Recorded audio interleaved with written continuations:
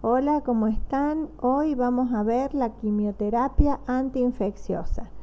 Todos aquellos fármacos que utilizamos para combatir los microorganismos que ingresan a nuestro cuerpo. De todos los pacientes que vemos en la consulta, el 30% van a recibir un tratamiento antiinfeccioso. De ahí es la importancia de que conozcamos este tema. Un medicamento antiinfeccioso es un antibiótico cuando son sustancias inhibidoras naturales que las producen microorganismos como bacterias, hongos o aminomycetos, o quimioterápicos cuando son productos antibacterianos sintéticos. En la práctica englobamos a estos dos grupos bajo el nombre de antibióticos. Depende al número de microorganismos que ataquen, pueden ser de amplio espectro cuando pueden actuar sobre un número grande de microorganismos, o de espectro reducido cuando el número de microorganismos al cual pueden atacar son muy pequeños. En cuanto al mecanismo de acción, los bacteriostáticos detienen el crecimiento de la población bacteriana. Esto significa que la bacteria no es destruida, y si nosotros limitamos el tratamiento de estos antibióticos, la bacteria va a volver a reproducirse. Esto sucede con las sulfamidas, el cloranfenicol y las tetraciclinas. Los bactericidas eliminan completamente a la población bacteriana, la destruyen a la bacteria. Y en este grupo tenemos las penicilinas, las cefalosporinas y la gentamicina. El triángulo de Davis relaciona el antibiótico con el microbio con el huésped.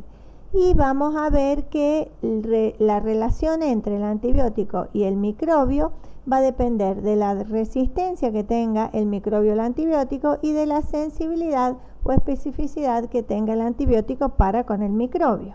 En cuanto al microbio y el huésped, el microbio va a producir la infección en el huésped y este va a generar la respuesta inmune para combatir al microbio.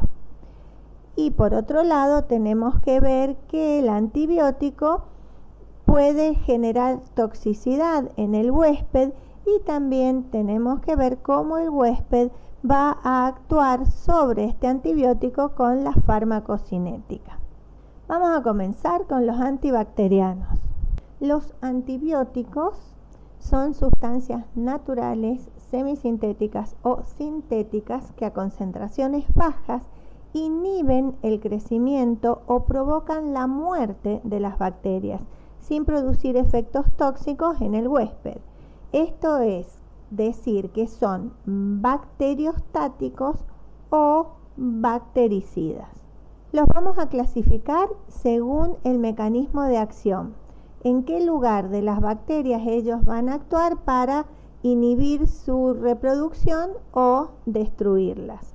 Pueden actuar sobre la pared bacteriana, como los beta-lactámicos, los glucopéptidos, fosfomicina y bacitracina. Pueden actuar sobre la síntesis proteica, inhibiendo la síntesis proteica, como los aminoglucósidos, los macrólidos, las lincomicinas, tetraciclinas y cloranfenicol.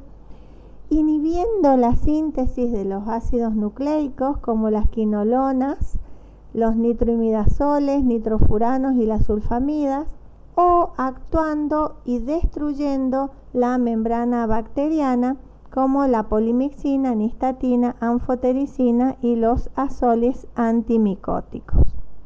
Los beta-lactámicos son las penicilinas naturales y todas las otras penicilinas, aminopenicilinas, carboxipenicilinas, ureidopenicilinas y cefalosporinas, que son la mayoría de ellas sintéticas. Entre sus acciones farmacológicas podemos decir que son bactericidas, inhiben la pared celular, la síntesis de la pared celular. Al no tener pared celular, la bacteria se va a destruir. Poseen sinergia con los aminoglucósidos, o sea que se potencian, y tenemos que tener cuidado porque no se debe asociar con cloranfenicol, y tienen una amplia distribución en todo el organismo. Aquí vemos que el sitio de acción de los beta-lactámicos es la pared celular. Inhiben la síntesis de la pared celular. Las penicilinas naturales inhiben la maduración de los peptidoglicanos, que son los que constituyen la pared celular de las bacterias. Hay 3 tipos de penicilinas naturales que van a variar en cuanto a su vía de administración y la dosis. La penicilina B se administran entre 200.000 y 800.000 unidades internacionales cada 6 horas por vía oral. La penicilina benzatínica se administran 1.2 millones a 2. La penicilina benzatínica se administran 1.200.000 a 2.400.000 unidades internacionales cada 3 o 4 semanas, o sea, una por mes. Y la vía de administración es intramuscular. Esta es muy usada para combatir las enfermedades de transmisión sexual como la gonorrea y la sífilis.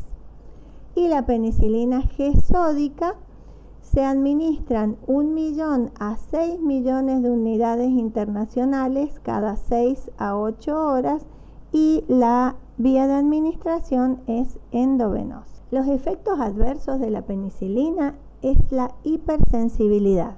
Entre el 0.7 al 10% de las pacientes que se les inocula por primera vez o se le administra por primera vez penicilina van a producir esta reacción de hipersensibilidad, que puede ser inmediata cuando aparece a los 20 minutos y se manifiesta por prurito, picazón, rash, que es el enrojecimiento cutáneo como un salpullido, shock anafiláctico, espasmo laringio seguido de muerte si no se trata rápido.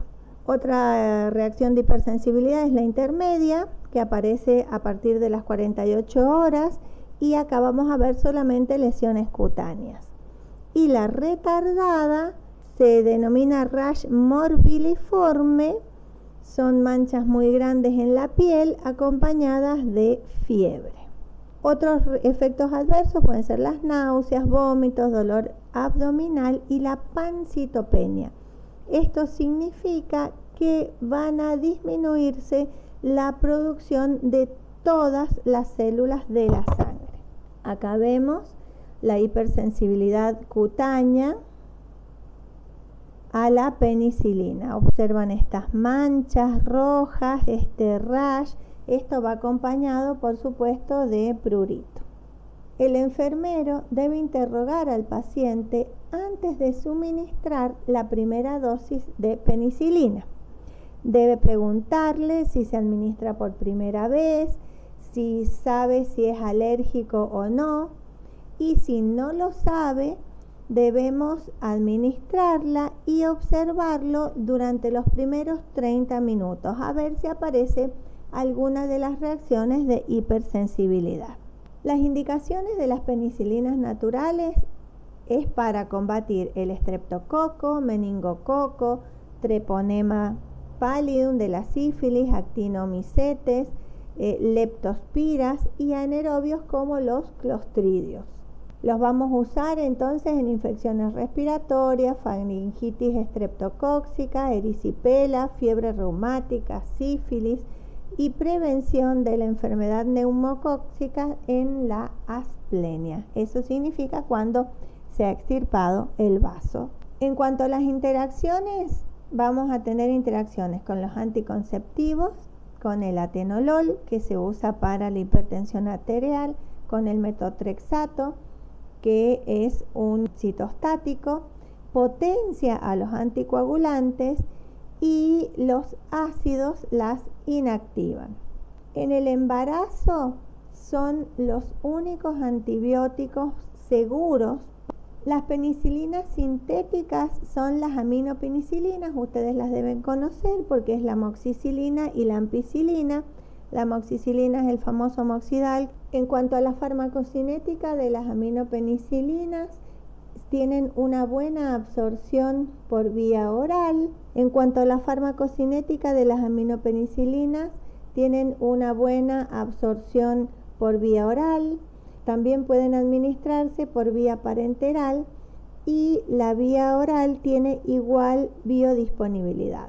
Tienen una vida media de 90 minutos, se distribuye a todos los tejidos y fluidos corporales y se va a excretar en su mayoría por riñón y en parte por la bilis.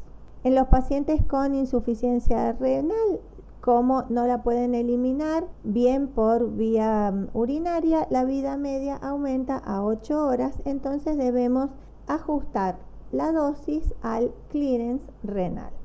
En cuanto a las indicaciones, pueden ser antibacterianos, son activos tanto para gram positivos como gram negativos, ahí tenemos la lista: neumococos, listerias, hemophilus, streptococcus viridam, enterococos, escherichia coli, y son resistentes el enterobacter, la salmonella, shigella, pseudomonas, klebsiella, actinobacter y proteus rindol positivo.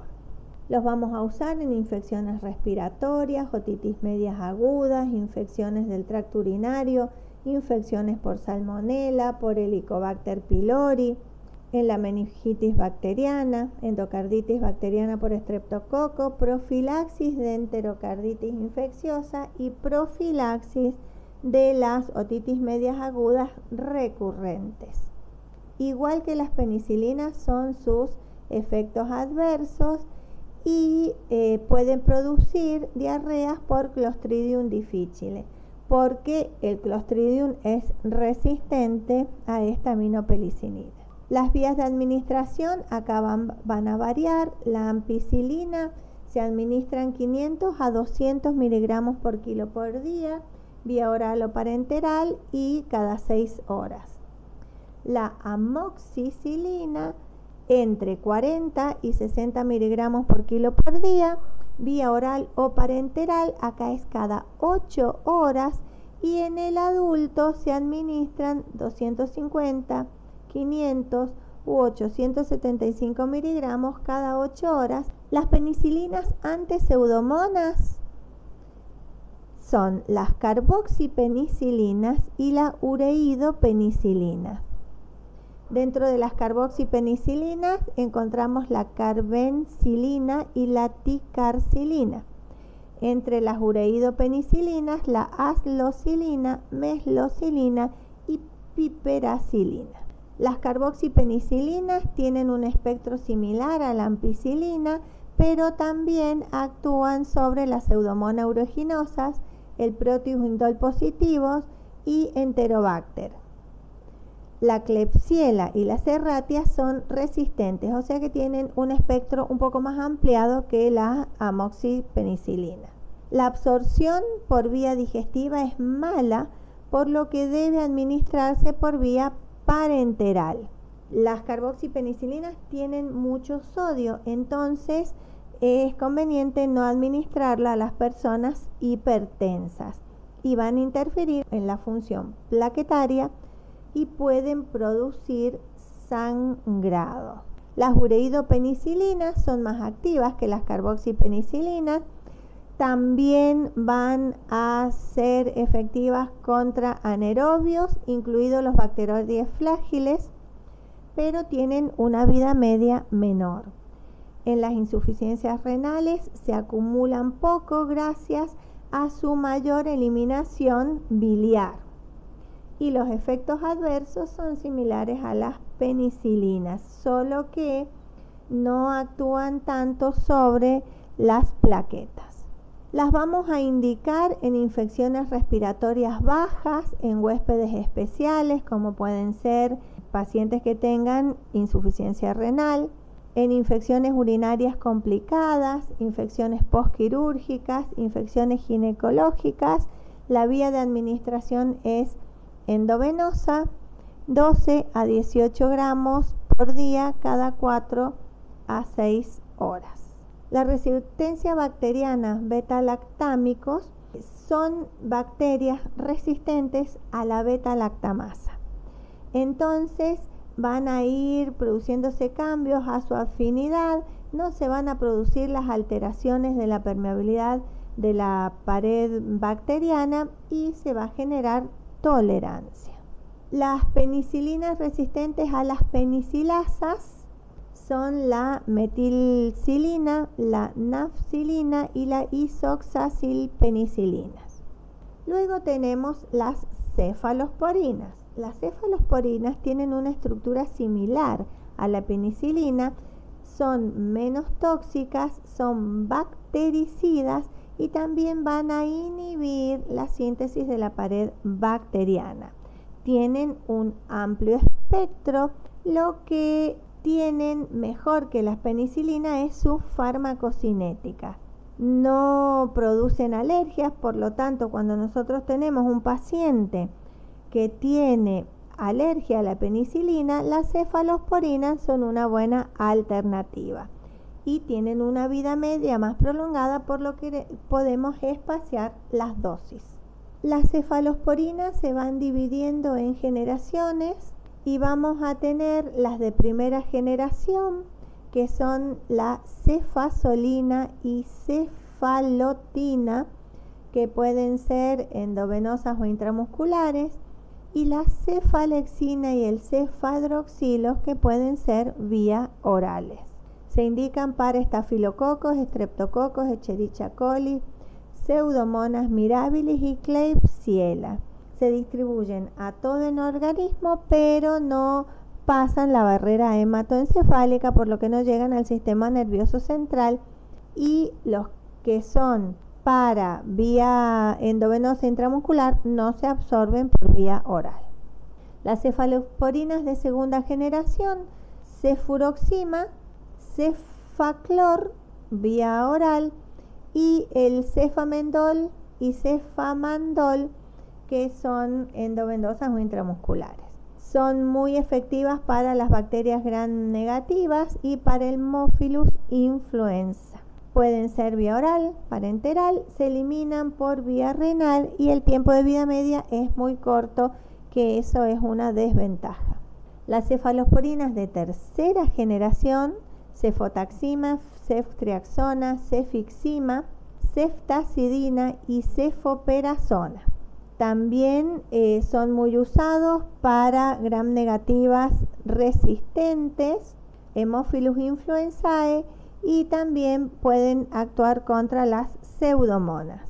Se metabolizan en sangre, no en hígado, atraviesan los líquidos corporales, llegan al sistema nervioso central y su eliminación es renal y biliar.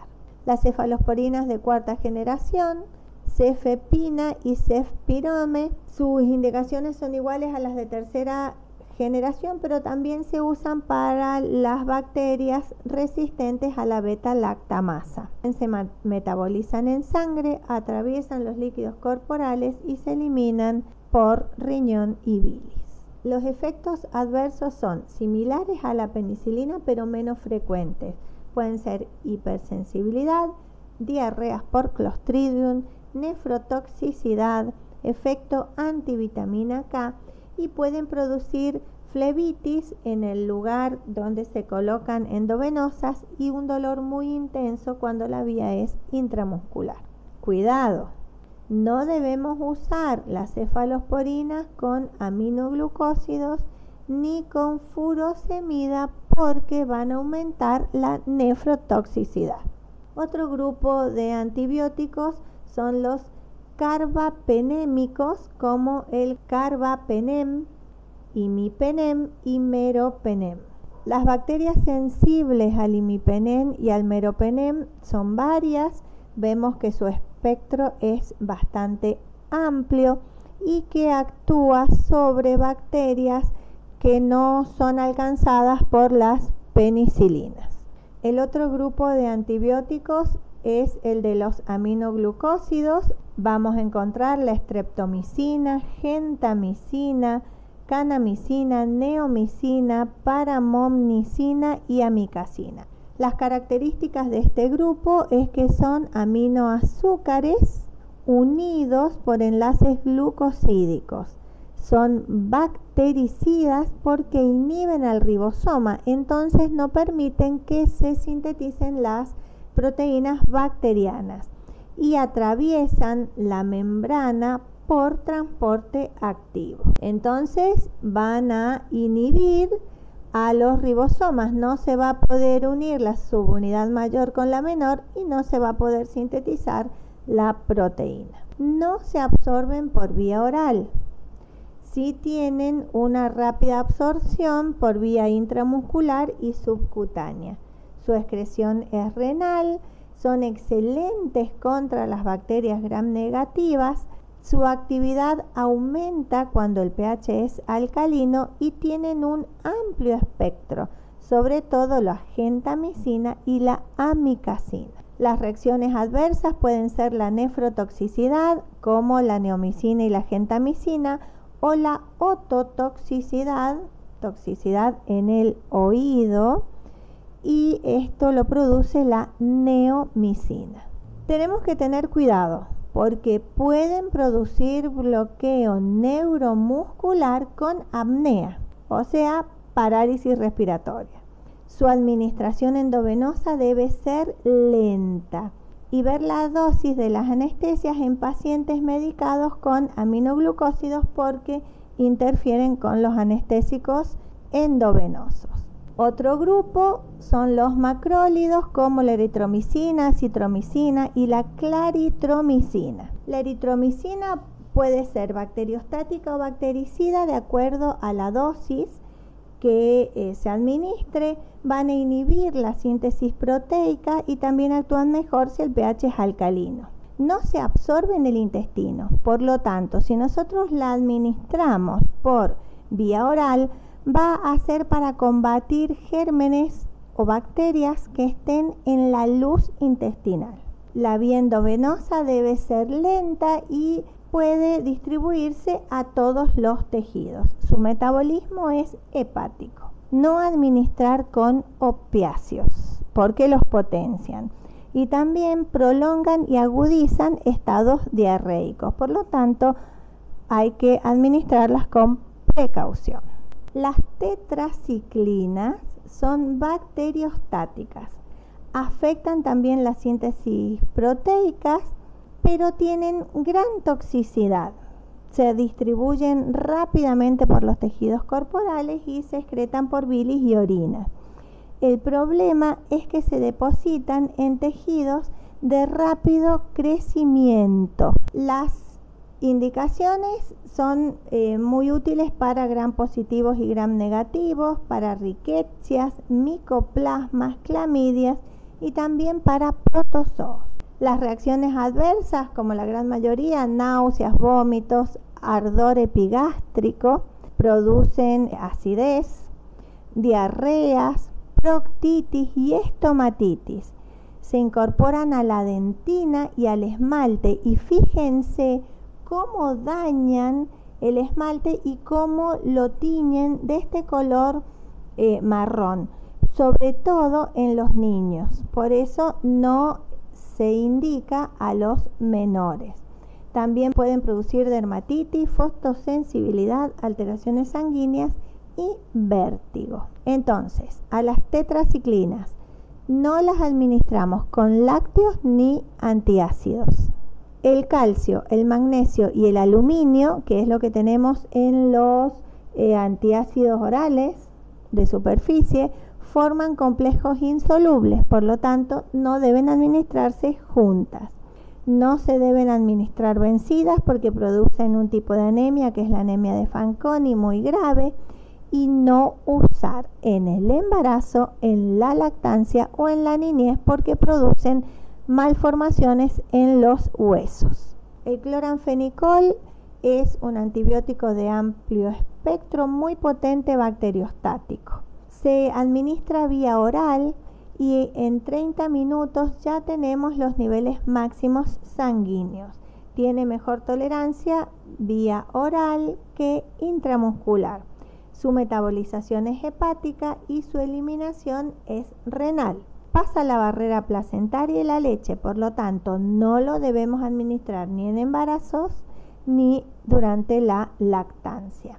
Lo vamos a usar para gram positivos y gram negativos, aerobios y anaerobios, Rickettsia, Mycoplasma, Treponema pallidum de la sífilis y Salmonella typhi de la fiebre tifoidea. Un espectro muy amplio. Pero sus reacciones adversas son en la médula ósea. Entonces produce anemia y neutropenia, disminuyen los neutrófilos. En el recién nacido produce el síndrome gris, produce náuseas, vómitos, diarrea y deja un sabor metálico en la boca. Entonces, solo debe utilizarse con indicación precisa.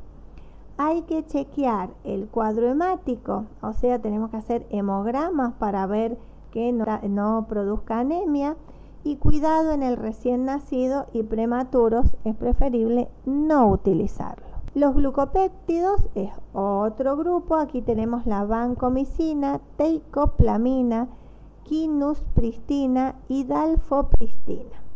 La más utilizada de todas estas es la vancomicina. La vancomicina es un bactericida rápido, inhibe la síntesis de la pared, pero solo a gram positivos. Difunde los líquidos corporales, o sea, pasa todas las barreras y su excreción es renal. Las reacciones adversas, aparte de la hipersensibilidad, produce flebitis y dolor en el lugar de la administración endovenosa, ototoxicidad y nefrotoxicidad. Por lo tanto, tenemos que adecuar la dosis si tenemos una disfunción hepática o renal y cuidado porque se acumula en hígado y riñón. La dosis vía oral, 500 miligramos cada 6 horas, y la endovenosa se colocan 500 miligramos pero durante 1 hora, o sea que la administración es lenta. La vamos a usar para gram positivos y también para la colitis membranosa. Las quinolonas como la norfloxacina, ciprofloxacina, ofloxacina y ácido nalixídico son antibióticos que poseen un átomo de flúor. Son bactericidas inhibiendo la síntesis del ADN. Se utilizan para gram positivos, se absorben a nivel gastrointestinal muy bien y se eliminan por vía renal. Tenemos de 3 generaciones, primera, segunda y tercera generación. Van variando el espectro a medida que vamos avanzando en las generaciones, el espectro es más amplio y vamos a ver que algunas tienen metabolismo hepático y otras no. En cuanto al mecanismo de acción, inhiben la síntesis de ADN, se unen a las topoisomerasas 2 y a la 4, entonces no se va a sintetizar el ADN y no se va a transcribir a ARN. Se absorben vía oral y no afectan las comidas, por lo que podemos tomarlas con las comidas, y también se pueden administrar endovenosas lentas. Las precauciones que debemos tener es que los antiácidos pueden inhibir su acción, y en cuanto a sus efectos adversos pueden ser náuseas, vómitos, diarrea, anorexia, dolor abdominal, neurológicos como cefaleas, insomnios, mareos, psicosis, confusión, delirio y convulsiones. Y los hepáticos aumentan las transaminasas, la hepatitis y la ictericia. Por lo tanto, tenemos que ajustar muy bien la dosis y el tiempo del tratamiento. La polimixina es una familia que tiene 5 compuestos, A, B, C, D y E. Solamente la B y la E tienen utilidad clínica.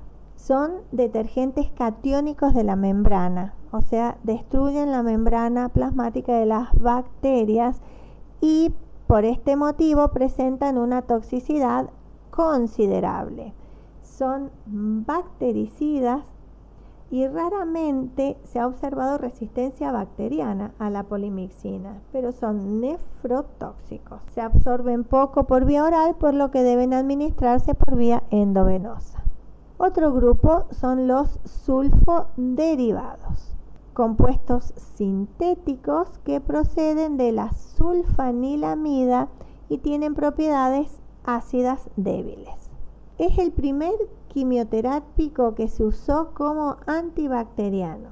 Se asocia con la trimetroprima porque lo potencia. Son bacteriostáticos a dosis normales y bactericidas a dosis no terapéuticas. Por eso vamos a considerar los bacteriostáticos, que es como los podemos usar.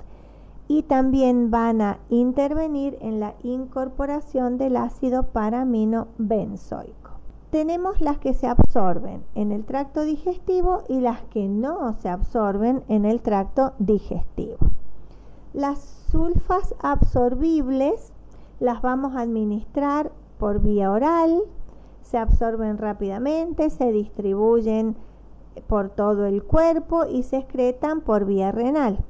Hay que tener cuidado porque atraviesan la bacteria placentaria y son teratogénicos, producen malformaciones congénitas.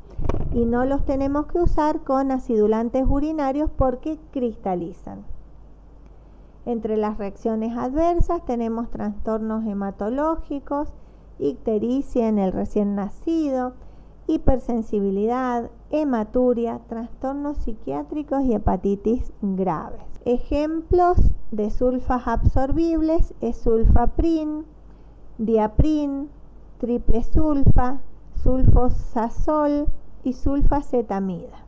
Las sulfas no absorbibles sabemos que no se absorben vía oral, entonces las vamos a usar para infecciones intestinales, para preoperatorios del colon. No tienen reacciones adversas porque no se absorben. Son bacteriostáticos como el talil, succinil sulfatiazol y talil sulfacetamida. También los usamos vía tópicos para quemaduras y tampoco acá producen reacciones adversas. Son bacteriostáticos y se usa la sulfadiazida de plata. Hay pomadas comerciales muy conocidas que tienen estas sulfas. Tenemos que tener mucho cuidado con las asociaciones medicamentosas con los antibióticos, porque deben realizarse fundamentadas en antibiogramas y la identificación de los gérmenes. Son sinérgicas las combinaciones de antibióticos que actúan en diferentes lugares. También los betalactámicos más los aminoglucósidos. Los betalactámicos más los inhibidores de los betalactámicos también se potencian. Y la inhibición por vía metabólica única de la trimetroprima más el sulfametoxazol. Las combinaciones antagónicas que no las podemos administrar, la ampicilina con el cloranfenicol, la ampicilina con el polimixin B, cloranfenicol más tetraciclina, eso es una bomba porque aparte producen malformaciones y alteraciones en los huesos, la tetraciclina más la micacina y la tetraciclina más la eritromicina. Los antivirales son drogas, fármacos que van a combatir o tratar de combatir la infección por virus. La mayoría de ellos va a inhibir pasos específicos de la replicación viral. El factor DI50 es la concentración de fármaco necesaria para inhibir el crecimiento del 50% de un inóculo estándar de virus. Estas son pruebas que se realizan in vitro y las variaciones dependientes de diversos factores como la cepa del virus, el tipo de la célula hospedadora, el medio de cultivo o método de medida de la inhibición efecto citopático y la síntesis del ADN. Todas estas son pruebas de laboratorio que se usan luego para poder determinar la efectividad y la dosis del antiviral. Se conocen muchos compuestos con actividad antiviral in vitro, pero la mayoría afecta alguna de las funciones de la célula. Por lo tanto, no se pueden administrar porque afectarían la función de todas las células del cuerpo. Recordemos que los virus se van a multiplicar en el interior de nuestras células. El índice terapéutico por lo general es básico o tienen una toxicidad muy importante, no son efectivos en virus latentes y son solamente virostáticos. Los vamos a clasificar a los antivirales en los que se usan para el HIV o la infección por el virus de la inmunodeficiencia humana y los que se usan para las otras infecciones virales. Entonces tenemos los antivirus no HIV y los antivirales HIV. Los antivirales no HIV tenemos de distintos tipos. Por ejemplo, los análogos de los nucleósidos son los antiherpes virus, como el aciclovir, los de amplio espectro, ribavirina, los análogos de los pirofosfatos, el fosfocarnet y los interferones, y las aminas tricíclicas como la amantadina y la rimantadina. El aciclovir es uno de los más utilizados, va a inhibir la replicación viral por 3 vías. Por un lado, inhibe selectivamente la ADN polimerasa viral, entonces no se puede sintetizar el material genético del virus. También actúa mediante la competencia del aciclovir trifosfato con el guanosin trifosfato por incorporarse en el ADN viral. Entonces, en vez de poner una guanina, se pone un aciclovir y este ADN ya no sirve. Y también actuando como finalizador de la cadena al incorporarse al ADN viral. Entonces, lo que hace específicamente es alterar la síntesis del ADN viral. Se puede administrar por vía oral, pero tiene una absorción muy lenta.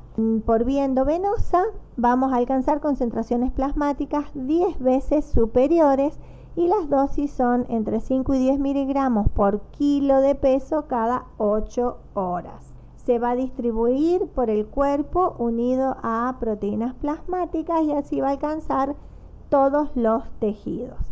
Se excreta por riñón, pero su metabolización hepática es escasa, entonces entre el 60 y el 80% de su excreción renal va a ser con aciclovir inalterado.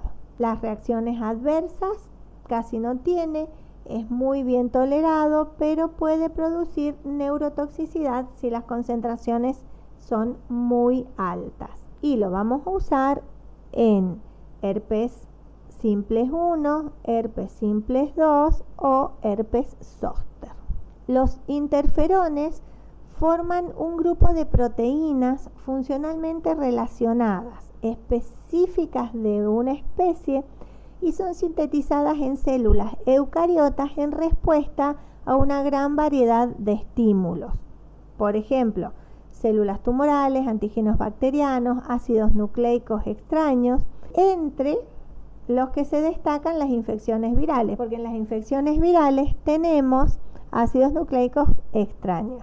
Se van a obtener por cultivo celular e ingeniería genética, de ahí es que sean tan caros. 3 tipos de interferón: alfa, beta y gamma. El alfa es producido por monocitos y macrófagos, linfocitos nulos y linfocitos B, en respuesta a virus y otros estímulos antigénicos. El interferón beta es producido por fibroblastos y células epiteliales. Es generado por dobles cadenas de ARN, por polirribonucleótidos y virus. Y el interferón gamma es denominado interferón inmune. Su principal fuente es el linfocito T. El interferón no tiene acción antiviral directa. Provoca en la célula hospedadora la elaboración de proteínas con actividad antiviral e inhibe de esa forma indirectamente la replicación viral. Se administran solamente subcutáneos o intramusculares y algunos endovenosos. Tienen una vida media corta, pero sus efectos persisten varios días y se eliminan por riñón. Las reacciones adversas en el 75% de los casos pueden provocar un síndrome gripal, también pueden provocar alteraciones gastrointestinales y neurológicas, fatiga, caída del cabello, hipertrigliceridemia y alteraciones hematológicas. En cuanto a sus indicaciones, el interferón A se va a colocar dentro de la lesión, por ejemplo, en los condilomas acuminados producidos por el papilomavirus, por vía sistémica en la papilomatosis laringea juvenil, en el herpes simple, el herpes zóster y también en los antirretrovirales. El interferón beta controla los síntomas de la esclerosis múltiple, pero no la cura. Se usa para el tratamiento de la hepatitis B, la hepatitis C y el condiloma acuminado. Y el interferón gamma se utiliza para disminuir la frecuencia y gravedad de las infecciones, generalmente bacterianas, que acompañan a la enfermedad granulomatosa crónica. Los antivirales HIV se van a dividir en los inhibidores de la transcriptasa inversa y los inhibidores de la proteasa. Los inhibidores de la transcriptasa inversa son análogos glucosídicos, es el AZT, y los análogos no glucosídicos. Los inhibidores de la transcriptasa inversa, esta enzima es la que hace que el ARN viral pueda ser transformado en ADN para que de esa forma la célula pueda sintetizarlo. Los antivirales HIV, los inhibidores de la transcriptasa inversa, el AZT, son análogos no glucosídicos, compiten con los glucósidos del virus, generan patrones de terminación y no tienen oxidrilo. Los inhibidores de la proteasa no permiten el ensamblaje de las proteínas virales. Entonces quedan proteínas virales desorganizadas sin capacidad infectante. Los inhibidores de la transcriptasa inversa, esto se produce en el linfocito CD4, el ARN viral libera una transcriptasa inversa y estas transcriptasas bloquean la conversión del ARN del virus en ADN. Entonces, no podemos sintetizar las proteínas del virus. Los inhibidores de la proteasa, ¿qué hacen? Inhiben el ensamblaje de los componentes del virus. Entonces, directamente quedan las partes del virus dispersas y no pueden producir la infección. En esta imagen vemos el ciclo vital del virus, de la inmunodeficiencia humana y los sitios de acción de los fármacos anti-VIH. Por un lado, la inhibición de la transcriptasa inversa, entonces no podemos generar las proteínas virales. Y por otro lado, la inhibición de la proteasa, de esta forma no podemos ensamblar el virus y se generan estas partículas virales dispersas que no tienen capacidad de infección. Hasta acá antibióticos y antivirales, en la próxima antiparasitarios y antimicóticos.